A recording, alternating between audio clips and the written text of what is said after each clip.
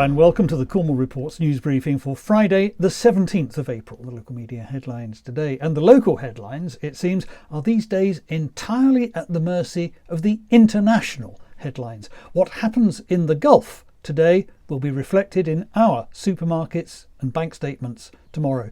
For motorists, the high fuel prices are already bad enough, but for the aviation sector, fuel looks set to run out completely within a couple of months. One of the first victims here in Cornwall could be the Air Ambulance Service, a private charity which has to buy its jet fuel from Newquay Airport. Its costs have already risen by £10,000 a month. Cornwall's fishing fleet is also struggling for fuel. The looming crisis, however, couldn't dampen enthusiasm for those who like Spitfires. The 90th anniversary of the aircraft's first flight was observed at RAF St Morgan yesterday, to the delight of everyone who ignored the double yellow lines now painted around Newquay Airport.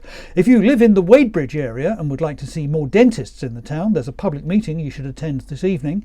It's Truro City's final home match of the season tomorrow, already relegated back to small town football in August. And I'm sorry if you wondered what was going on with Cornwall Reports for about an hour yesterday morning.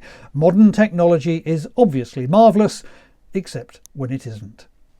Greatest Hits Radio reported good news and bad news in Truro's private rentals sector. The good news for landlords is that prices have rocketed 20% in a year. The bad news for tenants is that prices have rocketed 20% in a year. The BBC advised people who swim in cold water to take precautions against ear damage. The Falmouth Packet had a heartwarming story about a rescued seal pup. The Cornish Times always has room for whatever our local MPs want to say. And finally, Cornwall Live suggested that one way of beating the fuel crisis might be to try electric cars, with a new model made in China now available locally. And those are the local media headlines for now. Thank you very much for watching.